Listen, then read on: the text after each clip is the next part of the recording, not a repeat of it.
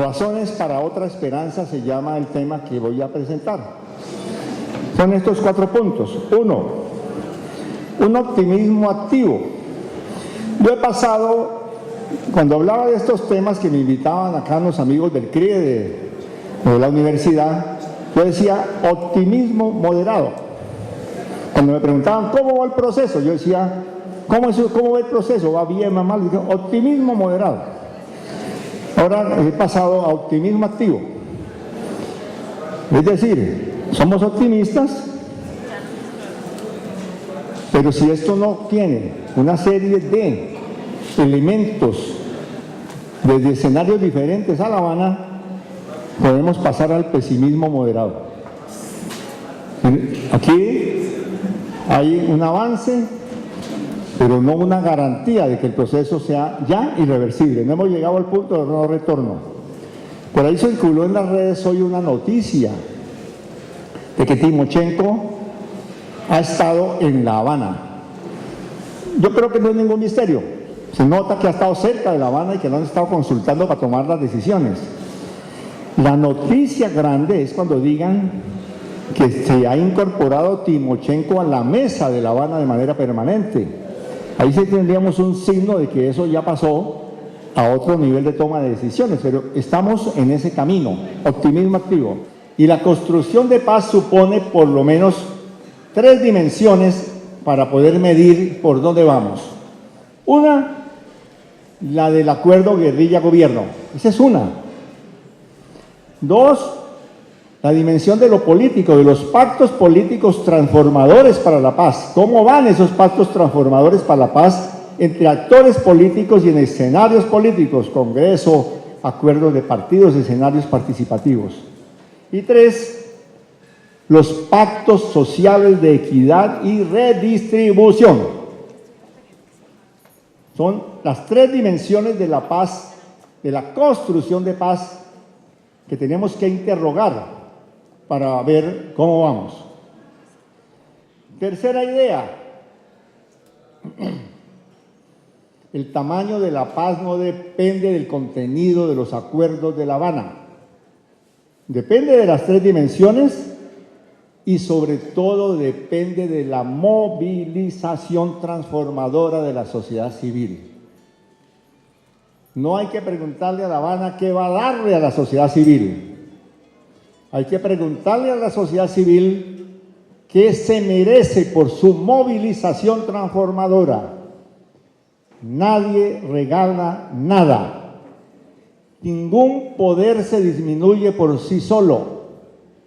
Los poderes se constituyen. Las transformaciones resultan de correlación de fuerzas y de intereses en juego. Y la cuarta idea que quiero dejar es que tenemos unos retos tremendos en función de la paz.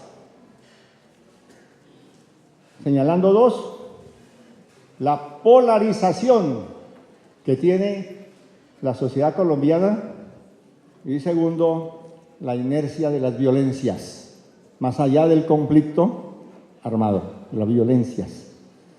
Y superar la polarización y las violencias implica que hay que preguntarnos cómo hacer para que los sectores que han hecho la guerra, que han dirigido la guerra, entren en el acuerdo de paz. Y los sectores que han hecho la guerra no han sido los armados. Eso es una ficción, pues una parte del problema. La guerra no la han hecho en Colombia las guerrillas, los paramilitares del ejército. La guerra la han hecho fuerzas políticas. La han determinado los determinantes de la guerra. Son poderes, poderes. Si esos poderes no entran en la negociación, en los pactos, no va a haber. Si no entra el uribismo en una negociación, en unos pactos, no va a haber paz sostenible. Son todas las cosas que yo digo, las digo afirmativamente como si fueran verdad. Pero ustedes deben siempre filtrarlas. Yo soy fanático de la teoría de la complejidad y de la teoría de la incertidumbre. no hay certezas. Hay incertidumbres, posibilidades e hipótesis. Y ese es el filtro que le quiero poner a estas ideas. Me refiero brevemente a cada uno de los cuatro puntos. En el terreno de la negociación, ¿cómo vamos? ¿Cómo va esa negociación? La respuesta que tenemos desde este análisis académico y en las iniciativas de paz, digamos del activismo por la paz, es que hay un proceso avanzando positivamente con excepcionales posibilidades de éxito. Como ha sido dicho aquí, como lo hemos dicho en otras partes, quienes hemos estado en todos los intentos de solución negociada, interviniendo de manera activa y en algunos de ellos como negociadores, algunos aquí han participado en las negociaciones desde el año 84 a la fecha, no hemos perdido un momento, una negociación, en todas hemos estado. Y yo aquí veo caras de varios que han estado en procesos, en el Cauca ha sido escenario de eso. Podemos dar fe de que este proceso es realmente un proceso con oportunidades sin paralelo. Pero ¿de dónde sale la gran oportunidad de que este sea un proceso exitoso? Sale de que hay una convergencia de intereses y de circunstancias y que las voluntades de paz están determinadas por necesidades, por intereses. Es del interés del poder constituido económico y político dominante en Colombia, del poder hegemónico, que termine el conflicto armado y las formas de acción política con armas. Es de interés desde el punto de vista de los negocios, desde el punto de vista de la proyección internacional, del momento de la globalización. Todo esto lo podríamos ilustrar en forma detallada, pero hay un interés. Llegar con la inversión en el modelo minero-energético a los territorios más apartados de Colombia, ya no es rentable hacerlo en medio de la guerra. Llegar a la altillanura, llegar a los territorios de la Amazonía donde está la minería, hacer minería rentable con multinacionales donde se ha hecho la explosión de titulación minera requiere la paz. Los negocios requieren la paz. No es solamente el altruismo, lo que es muy importante, hay altruismo. Hay independencia de la razón, independencia de la voluntad frente a los dictados,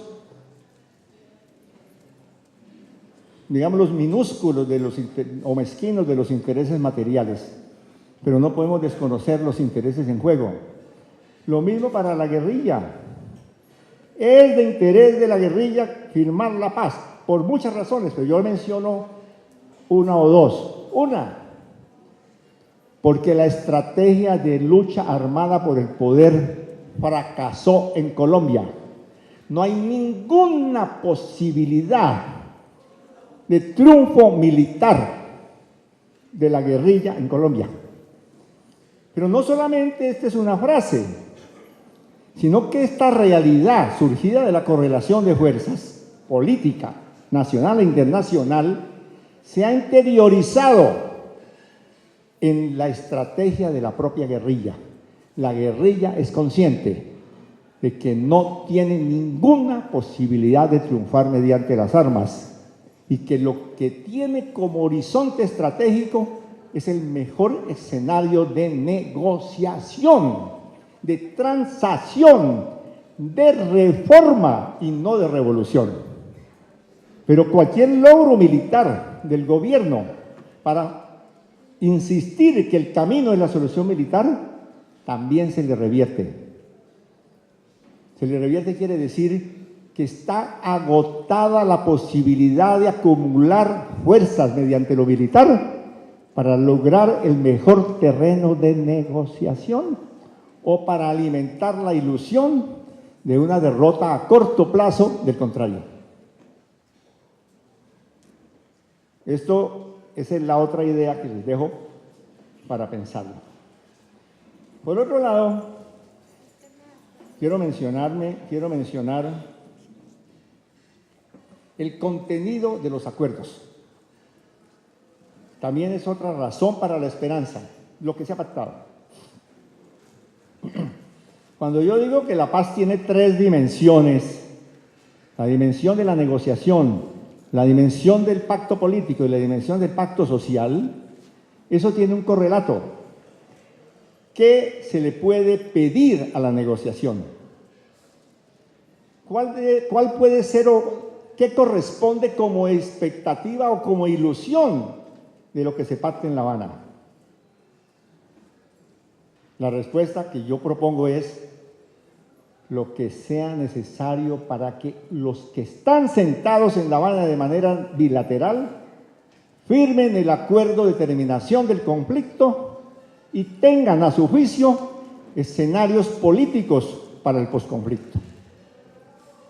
Es decir, que la expectativa con la cual debemos mirar los acuerdos no debe ser la medida de que le dé satisfacción a nuestras necesidades de reformas o de transformación en los territorios de la sociedad.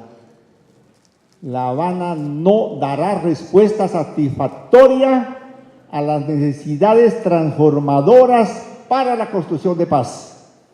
Lo único que puede dar esa medida es el conjunto de las tres dimensiones.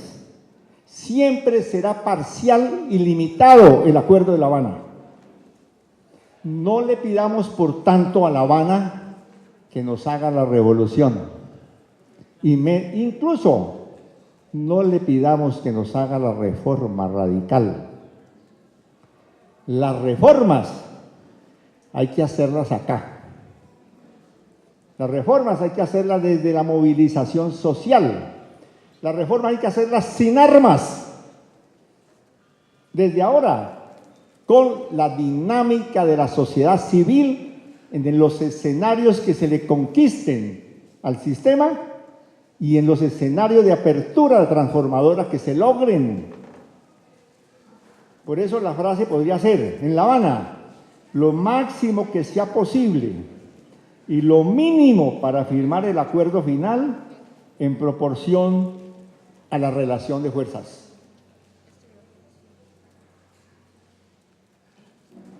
¿Y quién determina esos máximos o esos mínimos?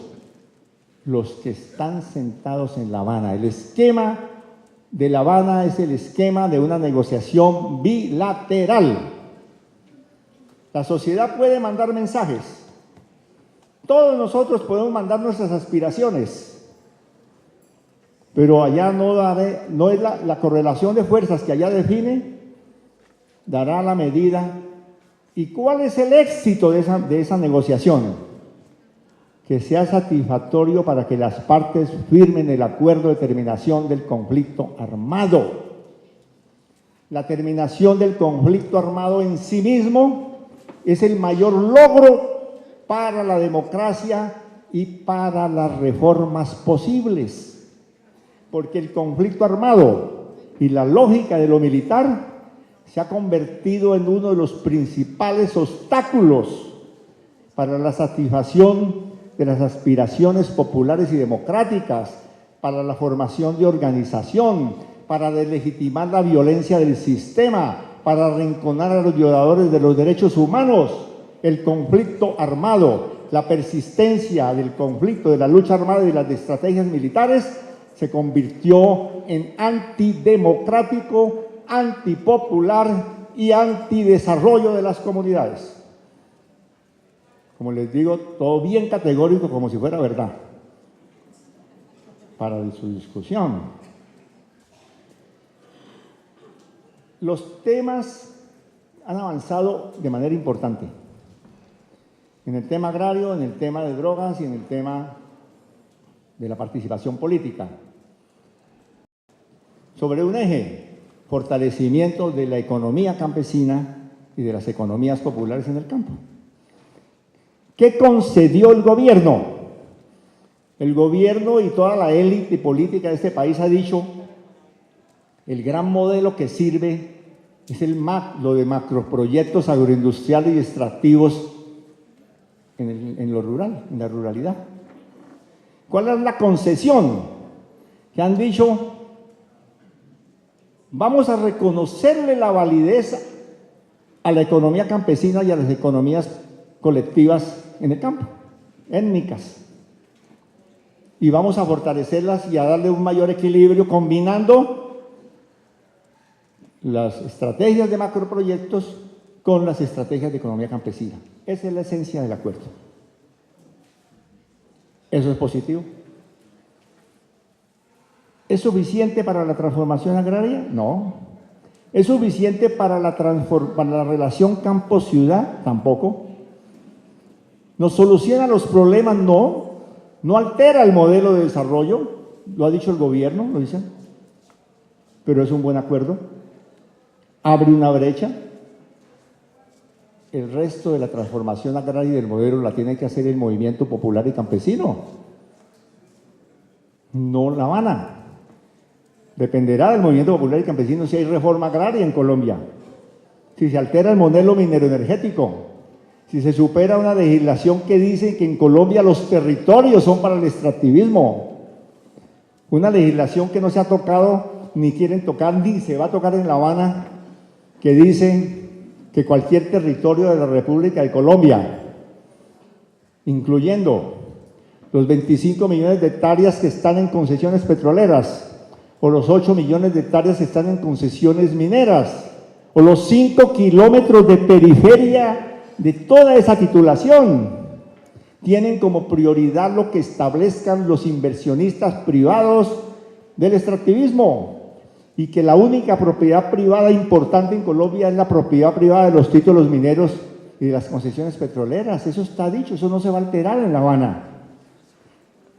Contra eso y ese modelo, con ese modelo no habrá equidad en el campo, ni habrá reforma agraria, ni habrá ejecución de los acuerdos de La Habana. Pero no por eso vamos a dejar de apoyar los acuerdos de La Habana. Lo que nos plantea es que en el terreno de la movilización social y de los acuerdos de sociedad hay una tarea inmensa, pero allí está. Y hay puntos pendientes importantísimos. Y uno dice, ¿qué hacen las FARC con esos puntos pendientes? ¿Y qué les decimos a las FARC que hacen con esos puntos pendientes? Fondo de tierras. Si ustedes ven el documento ahora que se desclasificaron los documentos publicados hace 6 meses, por la página de las FARC, ustedes encuentran que dice Fondo de Tierras, ¿cuántas hectáreas para los campesinos en el Fondo de Tierras? Dice XXX. Fondo de Tierras, ¿con qué se va a constituir? Con los baldíos. Y la semana pasada el gobierno presentó un proyecto de ley para que los terrenos baldíos fueran en prioridad para las zonas empresariales de interés y desarrollo social. Y no va a haber tierra de baldíos para el fondo, ni tierra de extinción de dominio, porque las propiedades de extinción de dominio, todas las que quedan, las que no se han robado, tienen menos de media hectárea. Una casa y un lote. No se puede hacer repartición de tierras con extinción de dominio, aunque funcionara la extinción de dominio. Y ahí podemos seguir con extranjerización de otros temas. Esos temas quedan pendientes. Vamos a ver cómo se resuelven. Yo digo, esos temas tienen que resolverse es en el movimiento social. No pueden, y si los de las FARC llegan a ese punto, a decir, firmamos a pesar de que eso quedó pendiente, lo que hay que decirles es, firmen, firmen. La correlación de fuerzas no dio para eso. Lo que tiene que dar la medida de que esas transformaciones se logren es el movimiento social. Lo mismo podríamos decir en participación política y en la solución del problema de las drogas. Pongo ejemplo y no me extiendo en el tema de los acuerdos solamente ilustro con este caso la metodología con la cual desde el movimiento ciudadano, el movimiento social, se pueden analizar los acuerdos. Temas pendientes. Rápidamente. Los temas pendientes son más complejos que los temas ya tramitados. El de verdad, de víctimas, justicia transicional, el punto 3 que se llama fin del conflicto y que considera nada, ni más ni menos cese de hostilidades, dejación de las armas. Lean el punto 3 en la agenda de La Habana y hay una frase que dice que el gobierno se compromete a formular y tramitar las transformaciones sociales e institucionales necesarias para la paz. Miren el hueco. Transformaciones necesarias, institucionales y sociales para la paz. Ahí cabe todo. Y eso está por ver, y veeduría y verificación. Cada uno de estos temas es tan complejo o más complejo que el anterior, pero hay señales positivas de avance en cada uno de ellos. Por ejemplo, en el tema de víctimas y verdad, están funcionando las comisiones de esclarecimiento histórico, que se llama Comisión Histórica del Conflicto y las Víctimas, creo que se llama, de los 12 expertos que presentan su informe en diciembre a la mesa, y yo pronostico, y aquí están Julián y Diego que saben más que yo, que entregarán los expertos su informe a la mesa en diciembre. La mesa va pensando el tema y para enero o principios de febrero o en febrero anunciarán sobre el punto de víctimas y verdad, anunciarán dos cosas.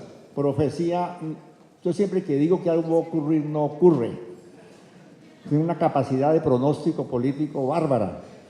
Como cuando dije que íbamos a ganar la gobernación del Cauca aquí, la ganamos pero nos la robaron, yo eso sí no lo había pronosticado. Van a sacar un texto que diga, uno, van a tomar los criterios para el reconocimiento de derechos de las víctimas y lo van a ampliar un poco. Y van a señalar los lineamientos para la conformación de la Comisión de la Verdad. Eso va a ocurrir, quiere decir que ahí va a haber una buena noticia en ese punto.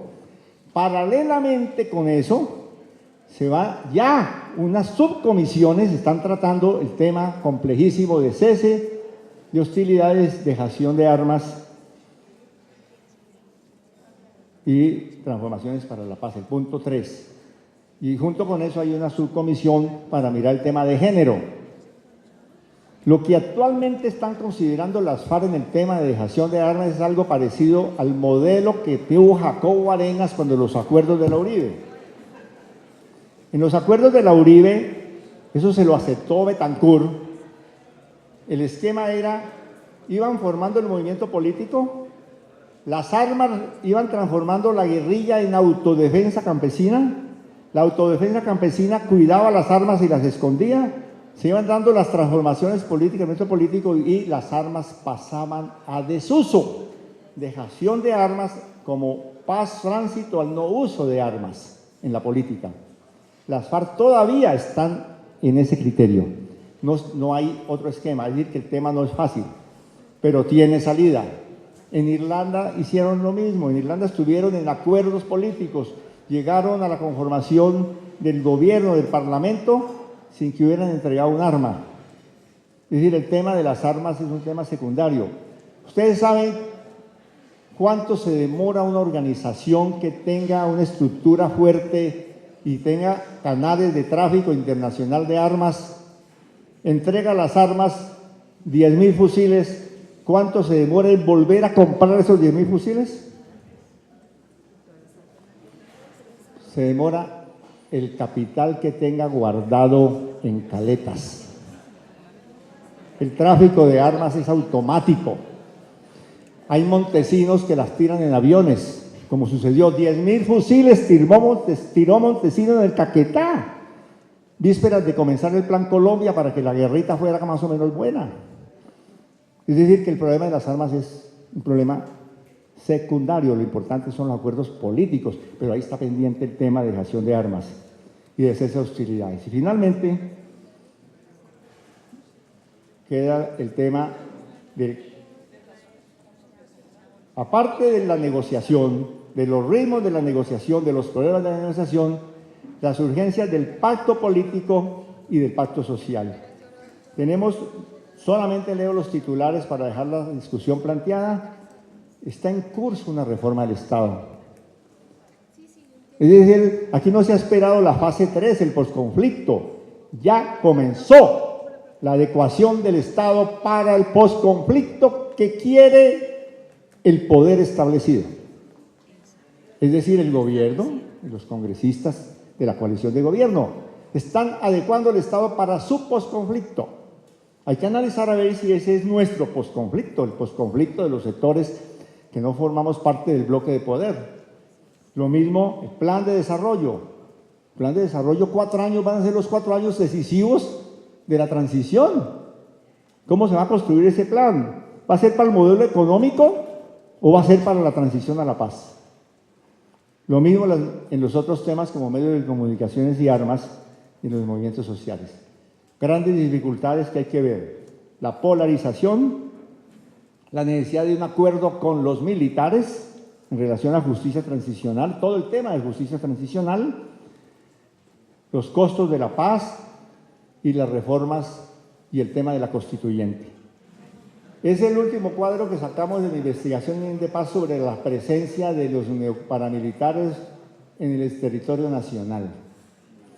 El último dato que tenemos es que si en el año 2010 teníamos 360 municipios con algún tipo de presencia de bacrines o neoparas, en el año 2012 en 409 municipios, el último registro para el año 2013 es en 401 municipios.